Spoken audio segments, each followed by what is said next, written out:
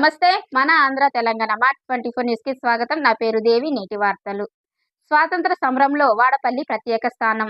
MLA Bandaru Satyananda Rao త్రివర్ణ పతాక ఆవిష్కరణ అనంతరం 12 లక్షల రూపాయల బ్యాటరీ కార్ల అందజేత.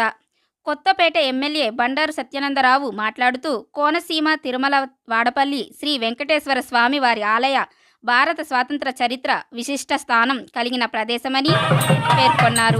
శుక్రవారం వాడపల్లి ఆలయ ప్రాంగణంలో స్వాతంత్ర వేడుకల్లో పాల్గొని త్రివర్ణ పతాకాన్ని ఆవిష్కరించారు. 1931 మార్చి 30న వాడపల్లి రథోత్సవ సందర్భంలో ఆంగ్లేయులు స్వాతంత్ర సమర యోధులపై చేసిన దమనకాండను స్మరించుకున్నారు.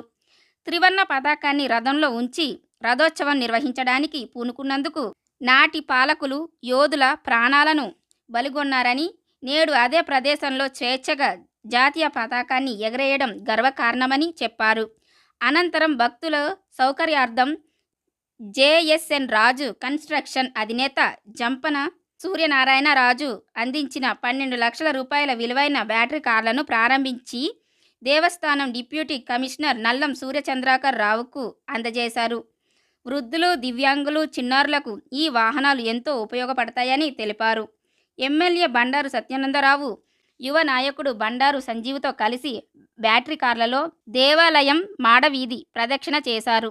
అనంతరం వెంకటేశ్వర స్వామి వారిని దర్శించి ప్రత్యేక పూజలు నిర్వహించారు.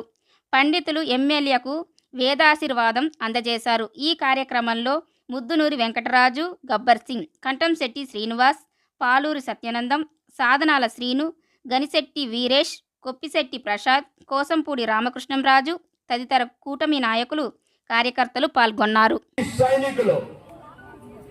బ్రిటిష్ సేనాని ముస్తాఫర్ అలీ ఖాన్ తుపాకీ దెబ్బలకు ఎదురొడ్డి గుండె స్వాతంత్ర పోరాట స్ఫూర్తిని రగల్చడానికి మహాత్మా గాంధీ చిత్రపటాన్ని ఆనాడు కళ్యాణోత్సవంలో రథోత్సవంలో రథం మీద పెట్టుకుని జాతీయ పతాకాన్ని ఎగరవేసి బ్రిటిష్ సైనికులు ముస్తాఫర్ అలీ ఖాన్ వచ్చి బెదిరించి అతిరించిన చెల్లించకుండా వారి తుపాకీ గుళ్లకు ప్రాణాలొట్టి రక్తం చిందించి ఆనాడు స్వాతంత్ర పోరాటంలో అసూలు పాసిన స్వాతంత్ర సమర యోధులందరికీ కూడా ఘనమైన హృదయపూర్వకమైన నివారణలు పాదాభివందనాలు చేస్తూ వారికి తెలియజేసుకుంటూ ఉన్నాం. వారి స్ఫూర్తిగా వారికి మనం నివాళులు అర్పిస్తూ ఉన్నాం.